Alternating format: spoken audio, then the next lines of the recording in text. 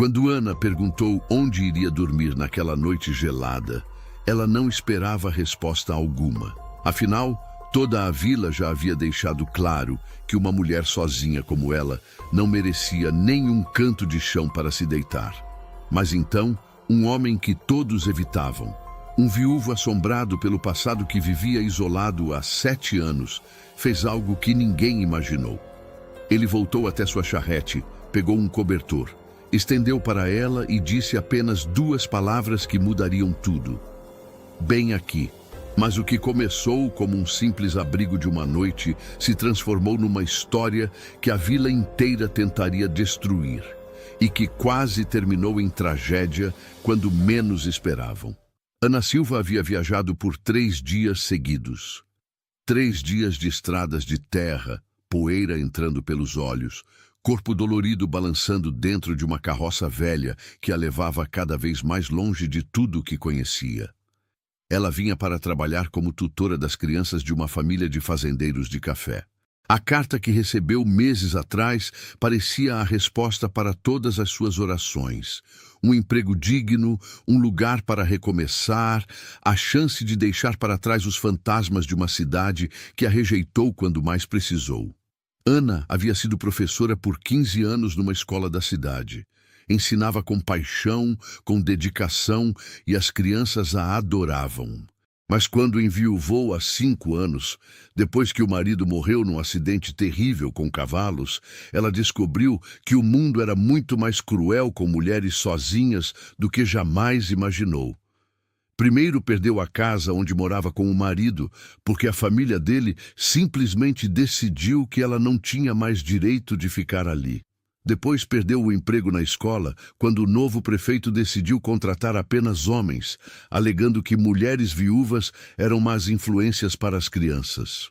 Ana tentou abrir uma pequena sala de aulas particular em sua casa alugada, mas a família dela tinha outros planos.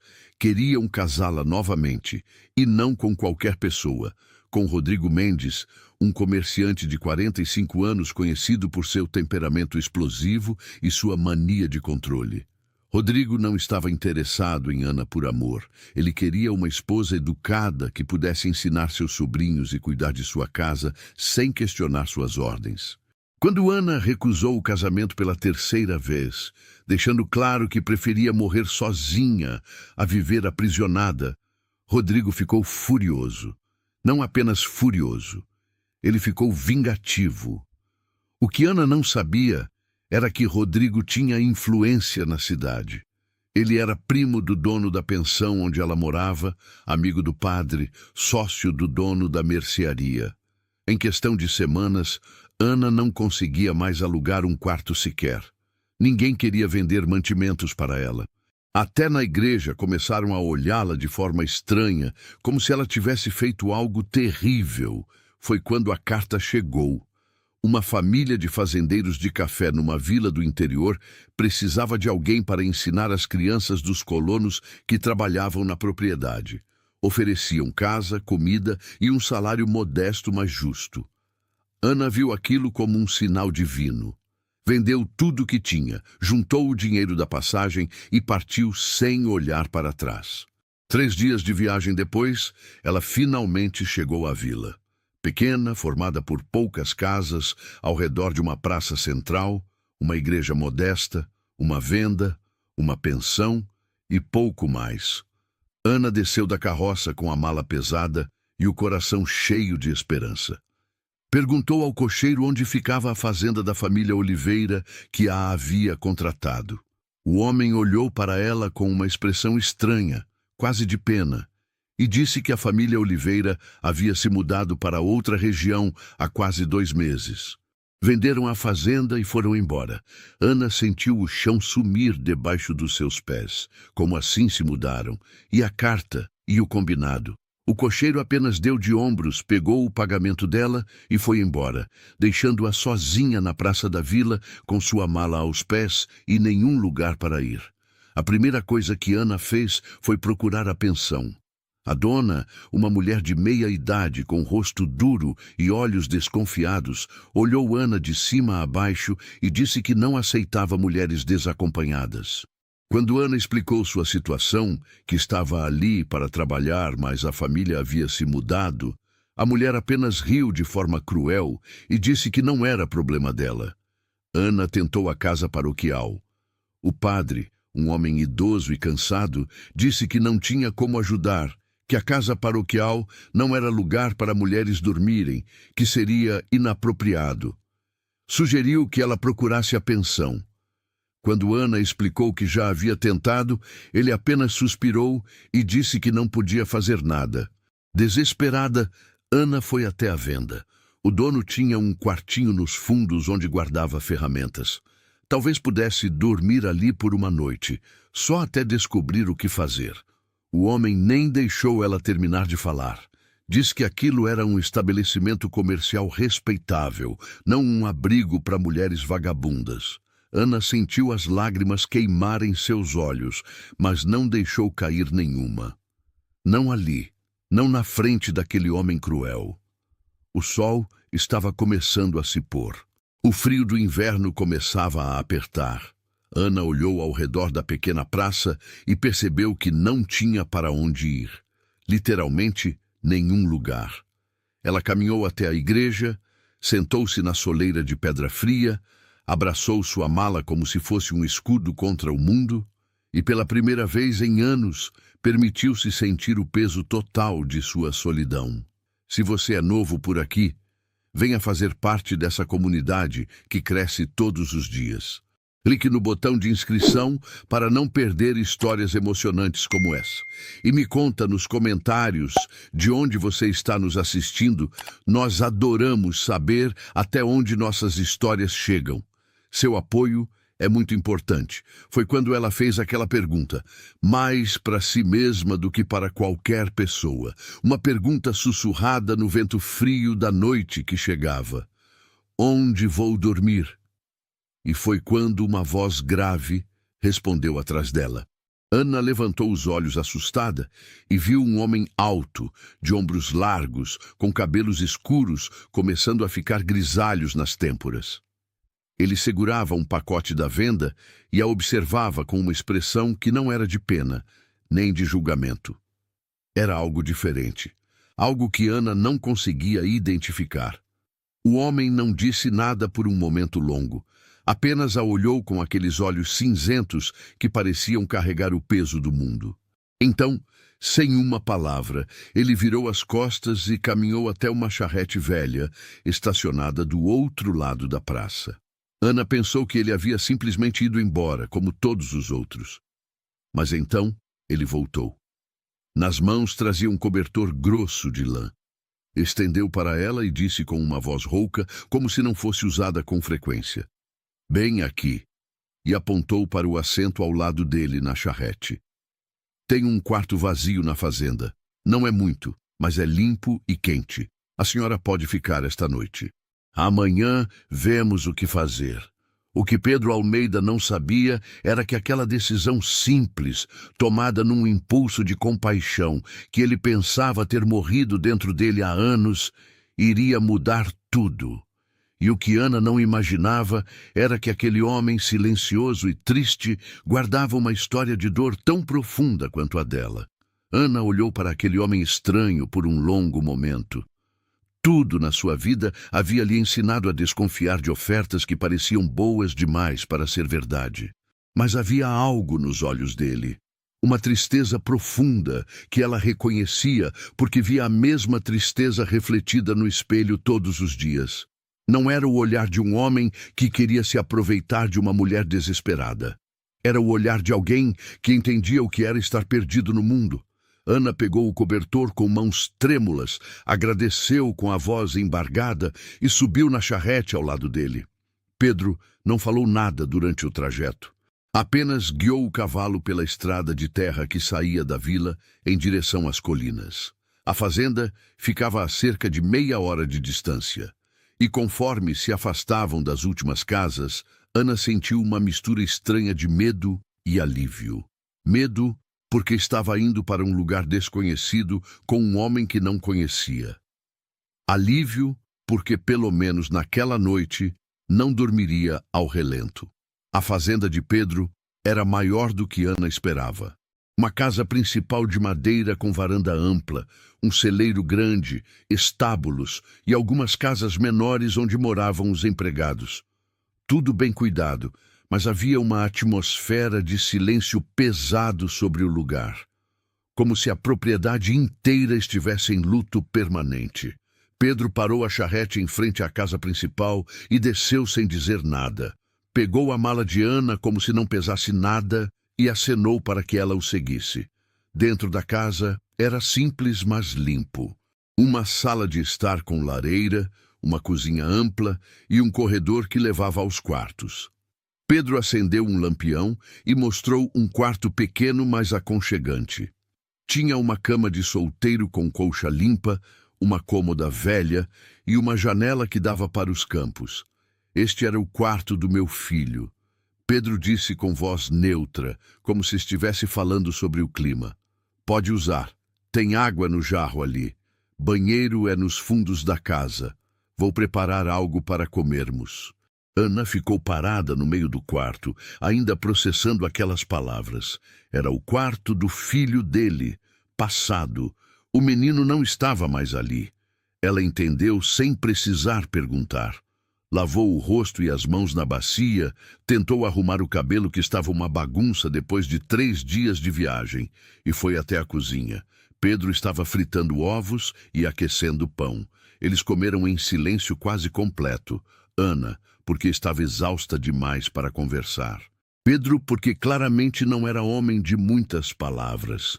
Depois da refeição simples, mas satisfatória, Pedro disse que ela poderia descansar, que no dia seguinte conversariam sobre o que fazer. Ana agradeceu novamente e foi para o quarto. Deitou na cama limpa, puxou o cobertor até o queixo e, pela primeira vez em meses, sentiu-se segura o suficiente para dormir profundamente. Acordou com o som de galos cantando e o cheiro de café fresco. Levantou assustada, percebendo que havia dormido muito além do que pretendia. O sol já estava alto. Arrumou-se rapidamente e foi até a cozinha. Pedro estava sentado à mesa com uma xícara de café, olhando pela janela. Bom dia, Ana disse timidamente. Bom dia, serviu-se de café. Tem pão e geleia ali. Eles tomaram café em silêncio novamente, mas dessa vez era um silêncio menos desconfortável. Depois, Pedro finalmente falou. A senhora disse ontem que veio para ser professora. Ana assentiu. Vim para ensinar as crianças de uma família de fazendeiros, mas eles se mudaram sem me avisar, e agora estou aqui, sem trabalho e sem dinheiro para voltar. Pedro ficou pensativo por um momento. Tenho 6 famílias de trabalhadores morando aqui na fazenda. Somando tudo, são quase 15 crianças entre 5 e 12 anos. Nenhuma delas sabe ler ou escrever. Nunca tiveram escola por aqui. Se a senhora quiser, pode ensinar essas crianças. Em troca, fica aqui na casa, come o que comemos e recebe um salário pequeno, mas justo. Fica até juntar o suficiente para decidir o que quer fazer da vida. Ana sentiu lágrimas de alívio queimar em seus olhos. O senhor faria isso? Por quê? Pedro deu de ombros. Porque essas crianças merecem aprender e porque a senhora precisa de um lugar para ficar. Não tem mistério nisso. Naquele mesmo dia, Ana conheceu as famílias que trabalhavam na fazenda. Eram pessoas simples, trabalhadoras, que cuidavam das plantações de café e dos animais.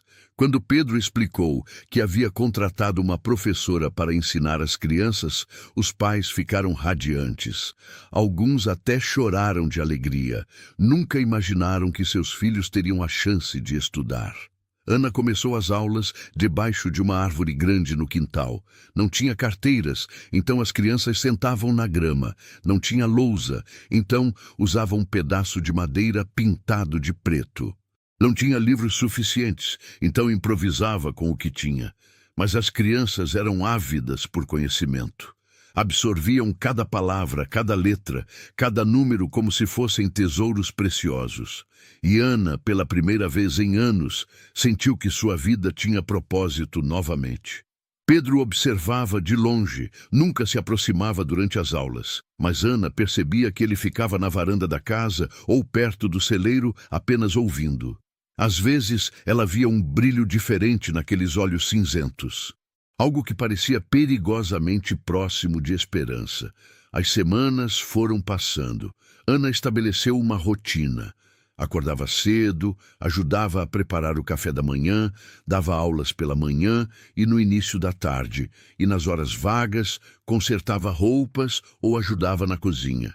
Pedro mantinha sua rotina de trabalho na fazenda, mas aos poucos começou a conversar mais durante as refeições. Nunca sobre coisas pessoais, apenas sobre o tempo, sobre as plantações, sobre pequenas coisas do dia a dia.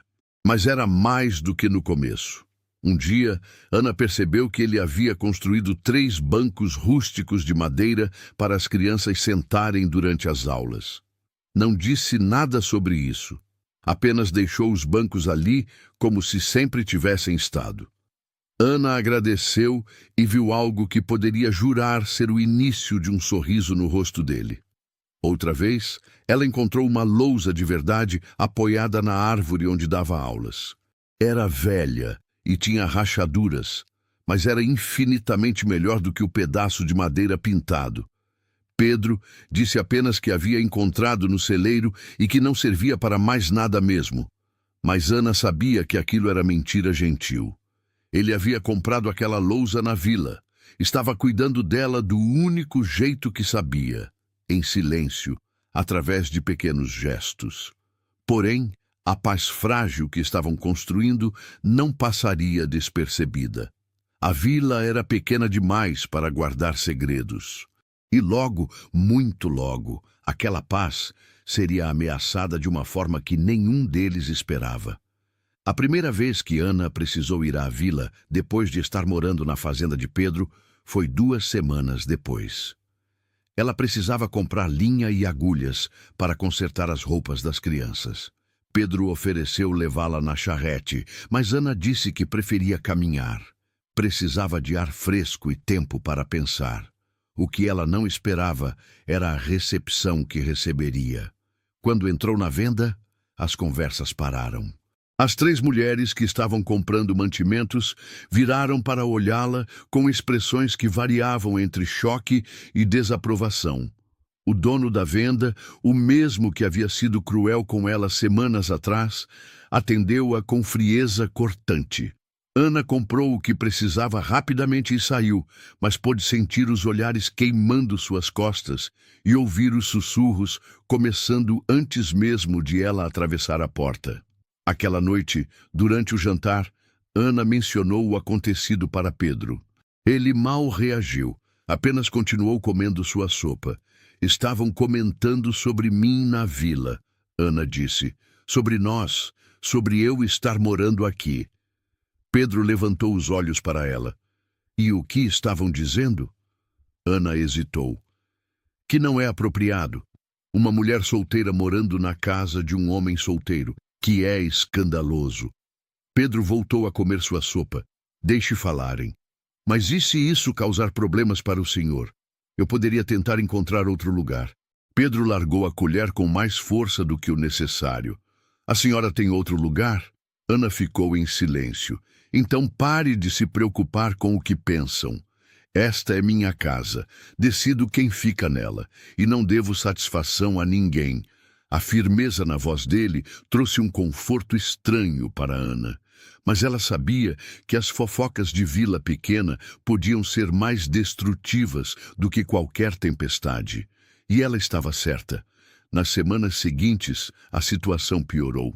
O padre apareceu na fazenda uma tarde, com sua expressão de preocupação piedosa, que mal escondia o julgamento. Disse que estava ali por dever cristão, para lembrar Pedro das aparências e da moral. Pedro ouviu tudo em silêncio, e então disse apenas uma frase. Padre, quando o senhor ofereceu abrigo para a professora Ana naquela noite fria, lembro que sua resposta foi que a casa paroquial não era lugar apropriado para mulheres. Então me parece que sua preocupação com moral é bem seletiva. O padre saiu indignado. A dona da pensão começou a espalhar histórias cada vez mais absurdas, que Ana estava se aproveitando de um homem viúvo e vulnerável, que ela havia planejado tudo desde o começo, que era uma mulher de moral duvidosa que enganou uma família para conseguir chegar à vila. Algumas mães até começaram a questionar se deveriam continuar mandando os filhos para as aulas com Ana. Mas algo inesperado aconteceu. Os pais das crianças, as famílias que trabalhavam na fazenda de Pedro, saíram em defesa de Ana. Disseram que ela era uma professora dedicada e respeitosa, que seus filhos estavam aprendendo coisas que jamais imaginariam poder aprender, que ela tratava as crianças com carinho e paciência, e que se a vila tinha problema com uma mulher honesta trabalhando honestamente, então o problema estava na vila, não na professora. Isso criou uma divisão na pequena comunidade. De um lado, os moradores da vila com suas certezas rígidas sobre moral e propriedade. Do outro, as famílias da fazenda e alguns poucos que conseguiam ver além das aparências. Ana tentava ignorar tudo isso e focar no seu trabalho, mas era difícil. Ela via como Pedro ficava mais tenso cada vez que precisavam ir à vila. Via como ele cerrava a mandíbula quando passavam por grupos de pessoas que paravam de conversar para olhá-los com desaprovação. Uma noite, depois de um dia particularmente difícil, Ana estava sentada na varanda da casa olhando as estrelas. Pedro saiu e sentou ao seu lado. Pela primeira vez, ela percebeu como ele parecia cansado. "Lamento por tudo isso", Ana disse baixinho, "por causar problemas para o senhor." Pedro ficou em silêncio por um longo momento. Então começou a falar. E Ana percebeu que aquela seria a primeira vez que ele realmente compartilharia algo pessoal. "Perdi minha esposa e meu filho há 7 anos. Pedro disse com voz rouca. "Febre amarela, levou os 2 em menos de uma semana. Meu filho tinha apenas 6 anos. Depois disso, continuei tocando a fazenda porque era tudo que sabia fazer. Mas era só isso. Existir, não viver. Há 4 anos, concordei em levar uma família de colonos até outra região. Estrada era ruim, mas eu conhecia bem o caminho. Só que numa ponte velha, algo assustou os cavalos. A carroça tombou. O pai da família morreu na hora. A mãe e as crianças sobreviveram, mas ficaram feridas. Eu saí ileso." Ele parou, e Ana viu suas mãos tremerem levemente. "Desde então, me fechei completamente. Parei de ir à vila a não ser quando extremamente necessário. Parei de conversar com as pessoas.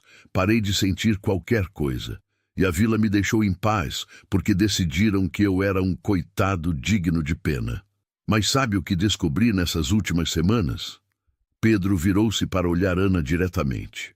"Descobri que prefiro ser julgado por ajudar alguém do que ser deixado em paz por não fazer nada. A senhora trouxe vida de volta para esta casa. As risadas das crianças durante as aulas, o cheiro de comida sendo preparada com cuidado, o som de alguém se movendo pela casa. Esta fazenda estava morta. Agora está começando a respirar novamente. Então, não se desculpe. Nunca se desculpe por isso." Ana sentiu as lágrimas rolarem pelo rosto. "Obrigada." Foi tudo que conseguiu dizer. Pedro assentiu e ficaram ali sentados em silêncio, mas era um silêncio diferente agora.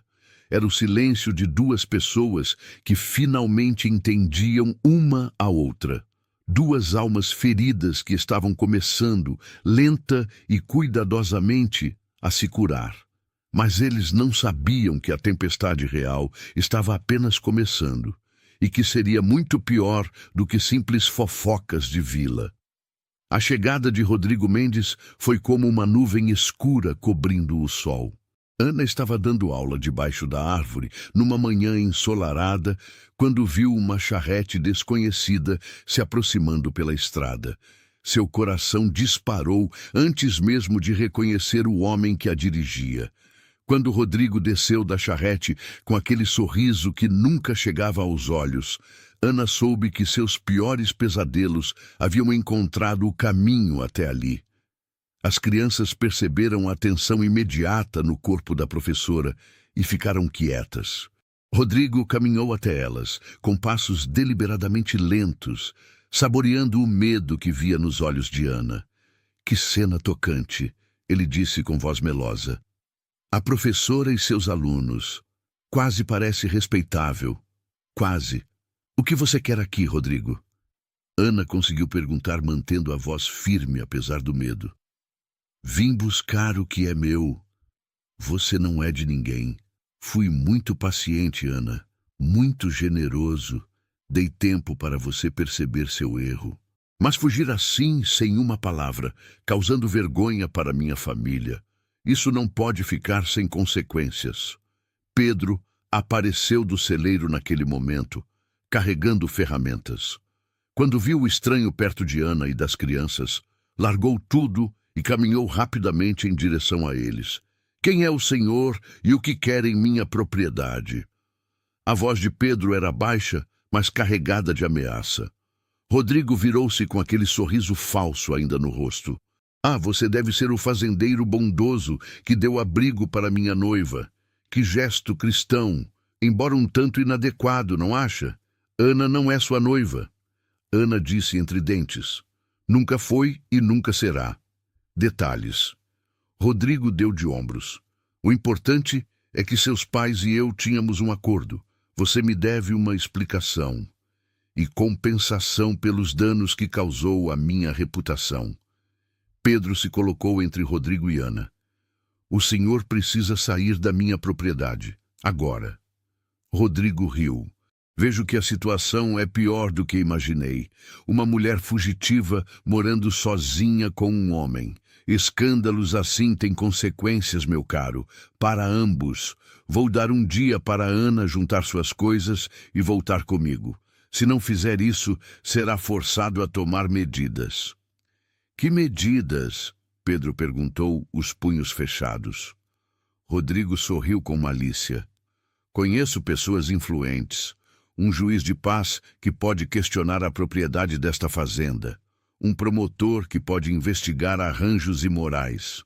Tenho recursos para tornar a vida de vocês dois muito difícil. E vou usar todos eles, se necessário.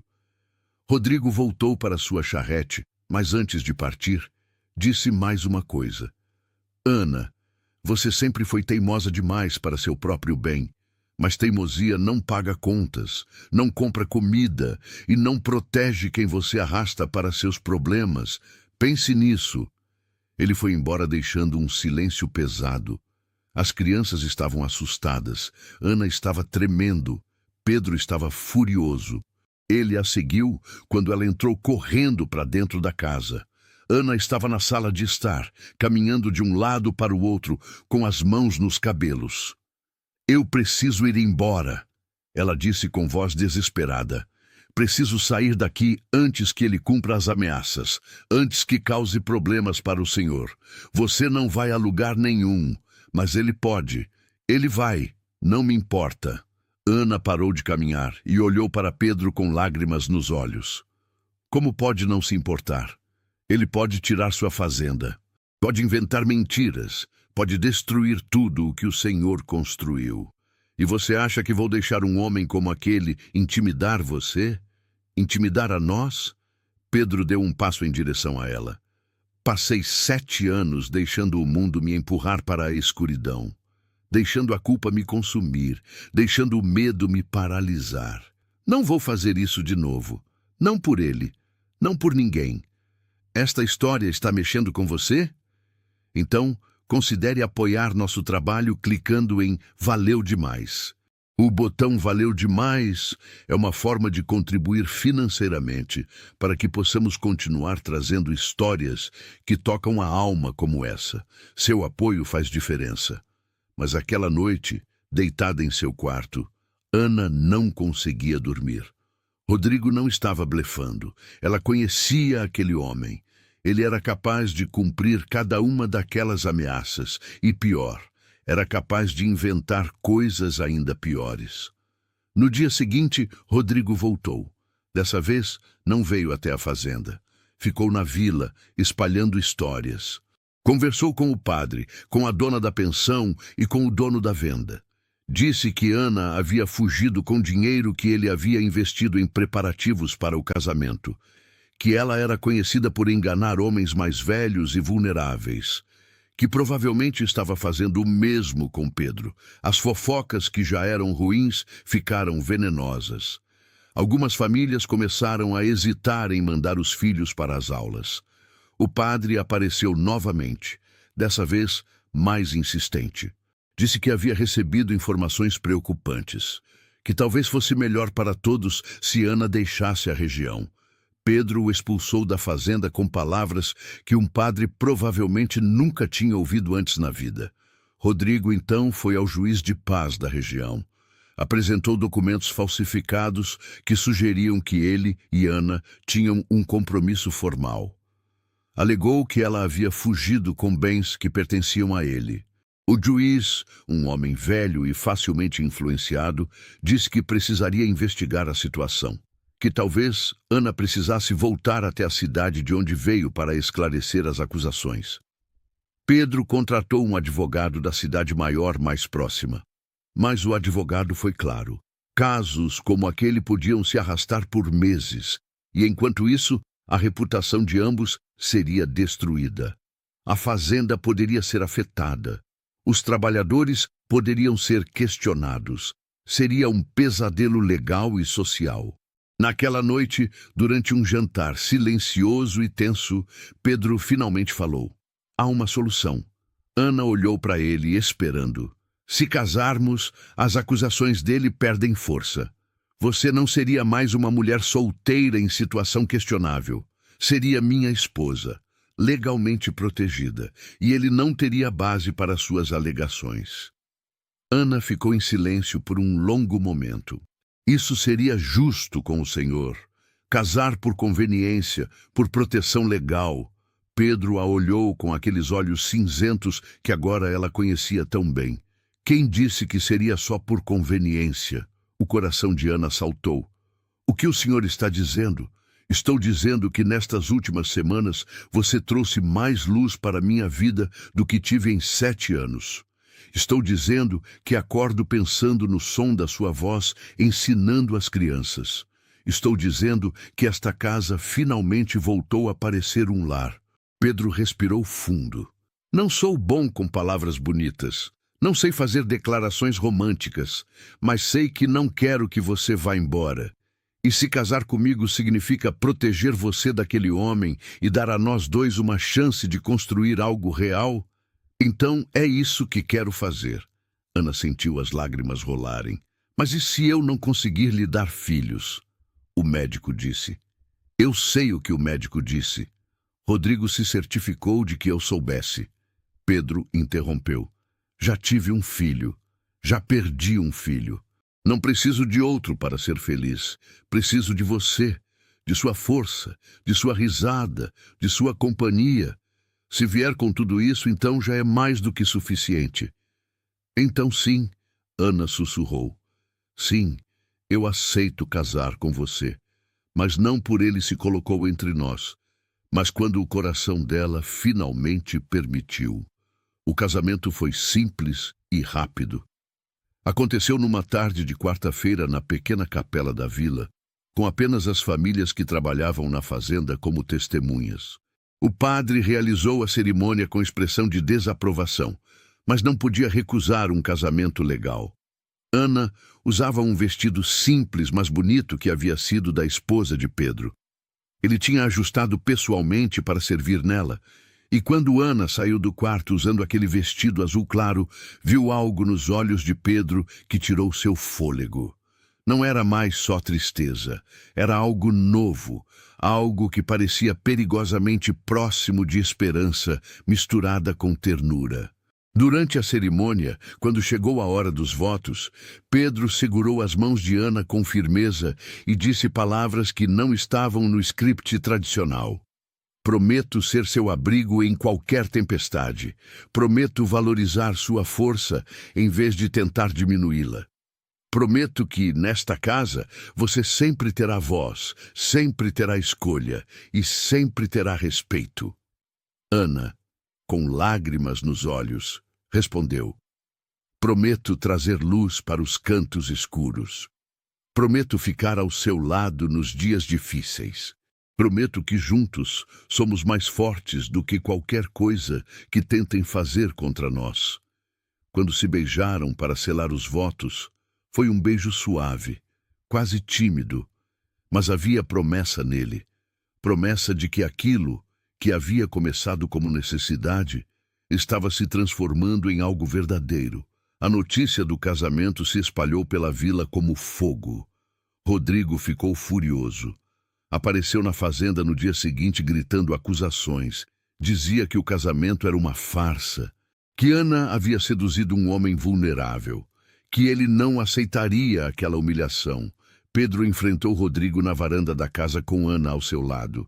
Agora ela é minha esposa legalmente. Suas acusações não têm mais fundamento. Sugiro que volte para de onde veio antes que eu perca a paciência. Rodrigo apontou o dedo para eles com ódio nos olhos.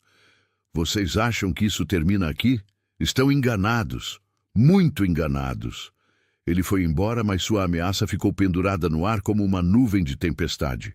E 3 dias depois, ficou claro que Rodrigo não havia desistido. Ele havia apenas mudado de estratégia. Apareceu na vila com 2 homens bem vestidos. Um era advogado de uma cidade grande. O outro se apresentou como representante de uma companhia que estava interessada em comprar terras na região para expansão de plantações. Eles começaram a fazer perguntas sobre a fazenda de Pedro, sobre há quanto tempo ele era dono, sobre documentos de propriedade, sobre dívidas. Pedro descobriu que Rodrigo estava tentando encontrar qualquer brecha legal para questionar a propriedade da fazenda. Estava oferecendo dinheiro para pessoas que pudessem testemunhar contra o caráter de Pedro. Estava tentando subornar o juiz de paz para criar complicações burocráticas. A estratégia era clara. Se não podia ter Ana de volta, destruiria a vida que ela estava construindo. Faria com que eles perdessem tudo. A pressão foi aumentando. O advogado de Pedro disse que, tecnicamente, não havia nada ilegal no que Rodrigo estava fazendo. Ele estava apenas fazendo perguntas, oferecendo comprar propriedades, conversando com pessoas. Nada que pudesse ser provado como assédio ou ameaça direta. Mas todos sabiam o que estava acontecendo. Era uma guerra silenciosa. E Rodrigo tinha recursos que eles não tinham. Ana via Pedro ficando cada vez mais tenso. Ele trabalhava mais horas, dormia menos, falava ainda menos do que o normal. Uma noite ela o encontrou no celeiro, sentado no escuro, com a cabeça entre as mãos. Sentou-se ao lado dele sem dizer nada. Depois de um longo silêncio, Pedro falou: Talvez ele tenha razão. Talvez você estaria melhor longe de mim, longe desta confusão toda. Não diga isso, nunca diga isso, mas olha o que está acontecendo. Por minha causa você, por nossa causa. Ana interrompeu. Por nossa causa. Não é só sobre mim ou só sobre você, é sobre nós. E não vou deixar que aquele homem destrua o que estamos construindo. Mas na manhã seguinte, a situação piorou de uma forma que ninguém esperava. Rodrigo conseguiu convencer 3 dos trabalhadores da fazenda a prestarem depoimento ao juiz. Não sobre nada ilegal, mas sobre o comportamento de Ana antes do casamento. Sobre como ela morava na casa de Pedro sem ser casada. Sobre como era inapropriado. Os homens foram pressionados com ameaças veladas sobre suas próprias situações. 2 deles tinham dívidas que Rodrigo ameaçou cobrar imediatamente. O terceiro tinha um filho doente e Rodrigo ofereceu pagar o tratamento em troca do testemunho. Foram colocados numa posição impossível. Quando Pedro descobriu, ficou devastado.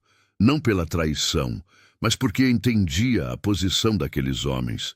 Eles tinham famílias para alimentar, filhos para proteger. Não podiam se dar ao luxo de serem heróis. Chamou os três e disse que não os julgava, que entendia. Mas pediu que pensassem bem se queriam mesmo ajudar um homem como Rodrigo a destruir algo bom. Os homens saíram cabisbaixos e envergonhados. Naquela noite, Ana e Pedro conversaram seriamente pela primeira vez sobre a possibilidade de vender a fazenda e recomeçar em outro lugar, longe de Rodrigo, longe daquelas complicações. Mas a ideia de desistir, de deixar que ele vencesse, era quase insuportável. Foi quando aconteceu algo que ninguém esperava. Na manhã seguinte, os três trabalhadores que haviam concordado em testemunhar contra Pedro apareceram na porta da casa. Mas não estavam sozinhos. Estavam com suas esposas, seus filhos e as outras famílias da fazenda. O mais velho deles falou: "Conversamos durante toda a noite. Nossas mulheres nos fizeram lembrar do que é certo. A senhora Ana ensina nossos filhos com dedicação. O senhor Pedro sempre nos tratou com justiça. Não vamos ajudar aquele homem da cidade a destruir isso. Não importa o que ele ameace fazer." Pedro ficou sem palavras. Ana começou a chorar. As mulheres se aproximaram e abraçaram Ana, dizendo que ela era uma delas agora, que família protege família e que não deixariam que um estranho viesse plantar discórdia entre eles. Aquele foi um momento de virada, mas a guerra ainda não havia terminado. Rodrigo ainda tinha uma carta na manga, e essa carta quase custaria a vida de Pedro. A mudança no tempo foi súbita. Uma frente fria chegou, trazendo chuvas pesadas e temperatura que caiu drasticamente em questão de dias. Pedro trabalhou debaixo da chuva, consertando cercas que haviam caído e garantindo que os animais estivessem protegidos. Ana implorou para ele entrar, se secar, descansar, mas ele disse que o trabalho não podia esperar, que a fazenda dependia daqueles reparos. 3 dias depois, Pedro acordou com febre alta. No começo ele tentou disfarçar, dizendo que era só um resfriado, mas Ana viu como ele tremia mesmo perto do fogo, como sua pele estava quente demais, como sua respiração estava pesada. Chamou o médico da vila, um homem idoso que veio de má vontade por causa de todas as fofocas. O médico examinou Pedro e seu rosto ficou sério. É uma infecção nos pulmões, grave. Ele precisa de repouso completo, medicamentos e cuidados constantes. E mesmo assim, sua expressão dizia o que ele não falou em voz alta. Mesmo assim, talvez não fosse suficiente. Ana transformou-se numa enfermeira dedicada. Não saiu do lado de Pedro por um segundo.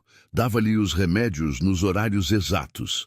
Trocava as compressas frias para baixar a febre. Forçava-o a beber água, mesmo quando ele estava delirando demais para reconhecê-la.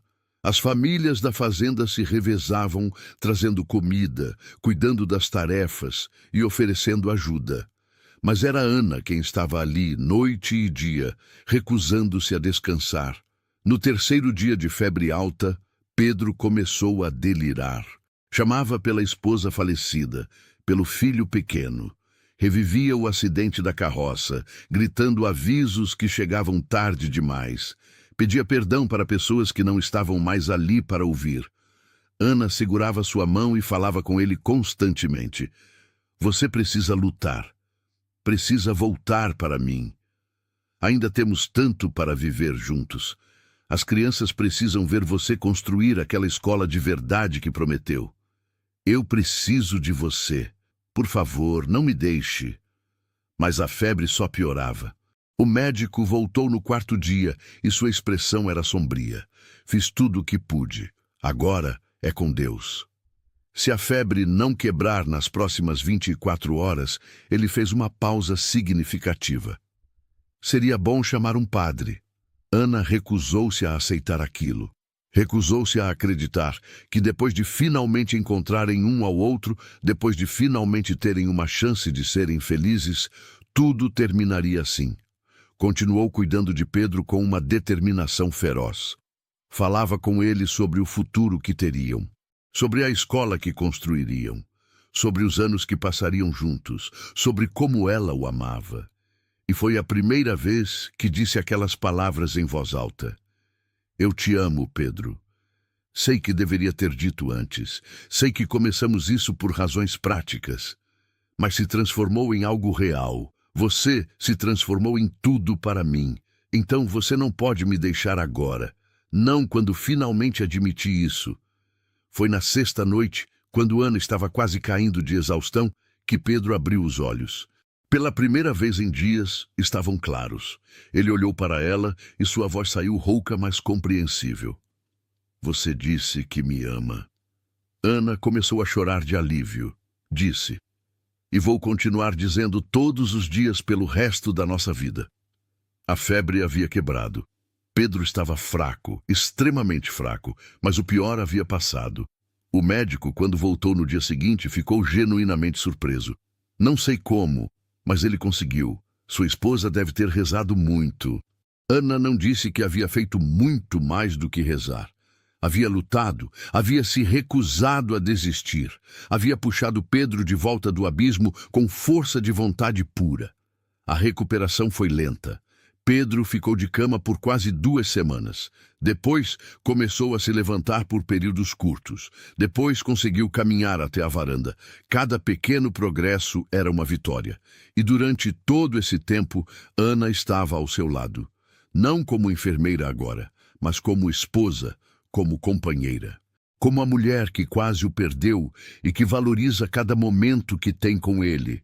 Uma tarde, enquanto Pedro descansava na varanda envolvido em cobertores, Ana sentou ao seu lado e segurou sua mão. Você me deu tanto medo. Pensei que ia perder você.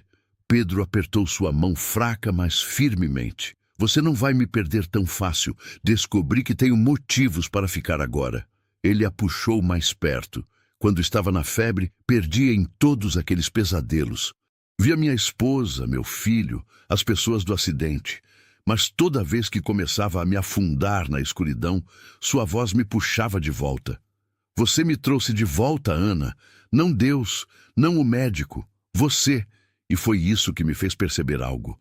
Passei anos me punindo por mortes que não pude prevenir.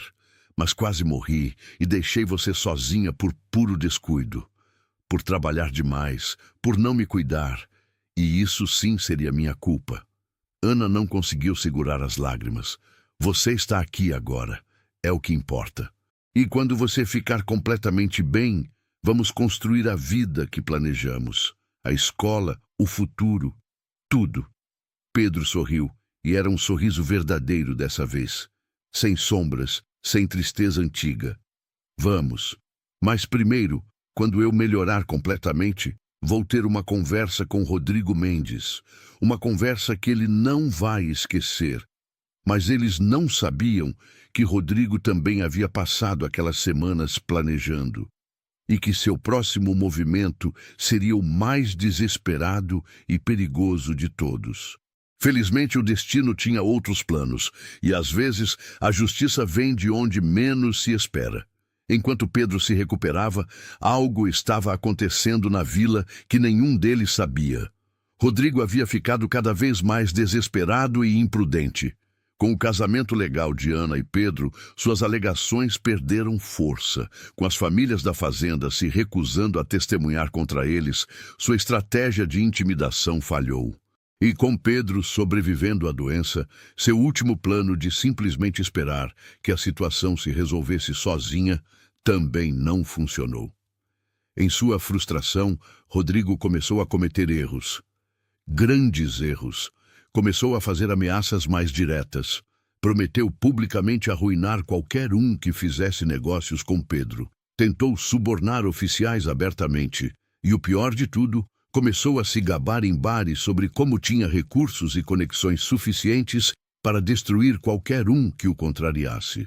O que Rodrigo não sabia era que suas próprias ações estavam sendo observadas.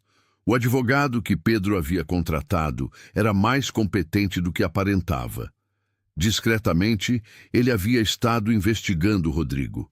E o que descobriu foi devastador. Rodrigo tinha dívidas enormes de jogo. Havia falsificado documentos em negócios anteriores. Tinha processos pendentes em 2 cidades diferentes por fraude comercial. E mais importante, o dinheiro que ele estava usando para suas ameaças e tentativas de suborno não era dele. Era emprestado de agiotas perigosos que estavam começando a cobrar. Tudo isso veio à tona numa manhã quando o juiz de paz recebeu uma visita de um oficial de justiça de outra região. Havia mandados de prisão contra Rodrigo por dívidas não pagas e acusações de fraude.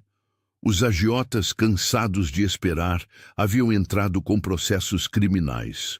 De repente, Rodrigo não era mais o perseguidor poderoso. Era um homem desesperado, fugindo de seus próprios problemas. Quando Pedro soube disso, estava sentado na varanda com Ana, ainda se recuperando, mas já muito melhor. O advogado veio pessoalmente trazer as notícias. Rodrigo Mendes deixou a vila ontem à noite. Os oficiais estão procurando por ele em 3 estados. As acusações são sérias o suficiente para que ele enfrente anos de prisão se for pego. E todos os processos que ele tentou abrir contra vocês foram arquivados por falta de fundamento e evidência de má-fé. Ana não conseguiu segurar as lágrimas de alívio. Acabou. Realmente acabou. Pedro apertou sua mão. Ele cavou a própria cova. Nós apenas sobrevivemos até ele cair nela. Nas semanas seguintes, a vila começou a mudar sua atitude em relação a Ana e Pedro. Parte por vergonha do que haviam feito, parte porque viram como eles haviam resistido juntos a algo terrível, e parte porque não podiam mais negar que o casamento deles era real. E que Ana havia salvado a vida de Pedro com dedicação que ia muito além de conveniência. A dona da pensão foi uma das primeiras a aparecer na fazenda com um pedido de desculpas.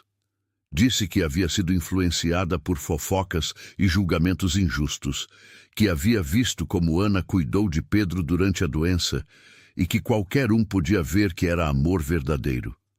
O padre também apareceu, mais humilde dessa vez. Admitiu que havia sido rápido em julgar e lento em mostrar compaixão cristã verdadeira. Pediu perdão e ofereceu suas bênçãos ao casamento de forma sincera. Até o dono da venda, que havia sido tão cruel no primeiro dia, apareceu com um presente. Um relógio de parede antigo para a casa deles. Disse que era uma forma de pedir desculpas por ter julgado sem conhecer. Pedro, sentado na varanda recebendo essas visitas, ficava cada vez mais surpreso. Ana, você trouxe mudança não só para mim. Trouxe para a vila inteira. Ensinou a eles o que eu precisava aprender, que às vezes a coisa certa a fazer é a coisa que outros julgam errada, e que amor verdadeiro é aquele que enfrenta tempestades e sai mais forte. Quando Pedro finalmente ficou forte o suficiente para trabalhar de novo, sua primeira ação foi começar a construir uma escola de verdade. Não só uma árvore com bancos, mas um prédio pequeno, mais sólido, com paredes, telhado, janelas e tudo que uma escola precisava. As famílias da fazenda ajudaram. E, surpreendentemente, homens da vila também apareceram oferecendo ajuda. Carpinteiros doaram madeira. O ferreiro fez as dobradiças das portas e janelas sem cobrar. O dono da venda contribuiu com materiais. Era como se a vila inteira estivesse tentando se redimir. A escola ficou pronta em 2 meses. Era simples, mas linda. Tinha lugar para 20 crianças sentarem confortavelmente. Tinha uma lousa de verdade na parede. Tinha prateleiras para livros que Ana começou a colecionar. E tinha uma placa na porta que Pedro esculpiu pessoalmente. Escola Ana, onde toda criança é bem-vinda. No dia da inauguração, quase toda a vila apareceu. Não só as famílias da fazenda, mas também famílias da vila que queriam que seus filhos estudassem ali. Ana, de pé na frente da pequena escola com Pedro ao seu lado, sentiu uma emoção tão grande que mal conseguia falar. Aquilo que havia começado com ela sentada sozinha e desesperada na soleira de uma igreja tinha se transformado nisso. Uma escola, um lar, uma família, um amor verdadeiro, um propósito. Pedro a puxou para um abraço na frente de todos. Você merece isso tudo e mais. Você transformou desespero em esperança, solidão em comunidade, e transformou meu coração morto em algo que bate de novo. Ana olhou para ele com lágrimas de felicidade. Nós fizemos isso juntos. Bem aqui, Pedro. Bem aqui é onde sempre deveríamos estar. E foi ali, na frente daquela escola pequena, mas cheia de promessas, que Pedro beijou Ana pela primeira vez, desde que haviam se casado com amor verdadeiro, em vez de conveniência legal. E todos que assistiram souberam que aquela era uma história que seria contada por gerações. Os meses que se seguiram trouxeram uma paz que nenhum deles havia conhecido antes. A escola prosperou além de qualquer expectativa. Ana ensinava não só as crianças da fazenda e da vila, mas também começou aulas noturnas para adultos que nunca haviam aprendido a ler e escrever. Homens e mulheres que trabalhavam o dia inteiro vinham à noite, cansados, mas determinados para aprender. Pedro construiu mais bancos para acomodar todos. A fazenda também prosperou, com Pedro finalmente permitindo-se viver em vez de apenas existir. Ele trouxe de volta a energia que havia perdido anos atrás. Fez melhorias, expandiu plantações, tratou seus trabalhadores ainda melhor. A propriedade se tornou conhecida na região como um lugar onde as pessoas eram valorizadas e onde havia oportunidade para crescer. E a casa que antes era silenciosa e morta, agora vivia. Havia risos durante as refeições, conversas na varanda ao entardecer, música vinda da sala onde Ana havia começado a tocar o velho piano que estava encostado e esquecido. Havia vida, havia amor, havia futuro. Uma tarde, 6 meses depois da inauguração da escola, Ana estava corrigindo cadernos quando Pedro entrou com uma expressão estranha no rosto. Segurava uma carta. Ela olhou para ele com curiosidade. O que é? É do advogado. Pedro sentou ao lado dela. Lembra que ele estava investigando se havia alguma forma de processar Rodrigo pelos danos que tentou causar? Ana assentiu. Bom, não vamos precisar fazer nada. Rodrigo foi preso em outra região. As acusações de fraude foram comprovadas. Ele vai ficar anos na cadeia. E mais, ele confessou que havia falsificado os documentos sobre o suposto acordo de casamento com você. Admitiu tudo esperando reduzir a sentença. Ana ficou em silêncio por um momento, processando. Então, acabou mesmo. Completamente. Pedro pegou sua mão. Completamente. Ele não pode mais te ameaçar. Me ameaçar, ou ameaçar o que construímos. Está preso por seus próprios crimes. Ana sentiu um peso que nem sabia que ainda carregava ser tirado de seus ombros. Então podemos realmente olhar para frente agora, sem medo, sem olhar para trás. Pedro a puxou para um abraço. Sempre foi isso que quis. Um futuro sem sombras do passado. E agora temos. Naquela noite, pela primeira vez, eles conversaram abertamente sobre sonhos. Não apenas planos práticos, mas sonhos verdadeiros. Ana queria expandir a escola, talvez trazer mais professores, criar uma pequena biblioteca. Pedro queria viajar com ela, mostrar-lhe lugares que ele conhecia, fazer coisas que nunca fez, porque estava preso em sua culpa. Queriam uma vida cheia, rica, vivida completamente. E mais importante, queriam viver essa vida juntos. Você sabe, Ana disse, apoiando a cabeça no ombro dele enquanto sentavam na varanda observando o pôr do sol. Quando estava sentada naquela soleira da igreja, tremendo de frio, achando que havia chegado ao fundo do poço, eu orei. Pedi a Deus que me mostrasse para onde ir, o que fazer, e então você apareceu. Pedro beijou o topo de sua cabeça. Eu também estava no fundo do poço, só que o meu era interno. Estava tão perdido na escuridão que nem percebia mais. E então te vi ali, sozinha, assustada. mas ainda assim com a cabeça erguida. Algo em mim que estava morto há anos acordou. Eles ficaram em silêncio por um momento, apenas apreciando a companhia um do outro. Então, Ana falou novamente, dessa vez com um sorriso na voz. Você sabe o que as crianças me perguntaram hoje? O quê?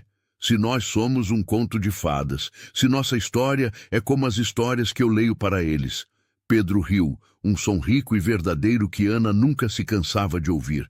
E o que você respondeu? Que contos de fadas têm príncipes e princesas? Nós somos apenas duas pessoas comuns que encontraram algo extraordinário um no outro. E isso, de alguma forma, é ainda melhor. Pedro virou-se para olhá-la, seus olhos cinzentos brilhando com emoção. Você é extraordinária, Ana.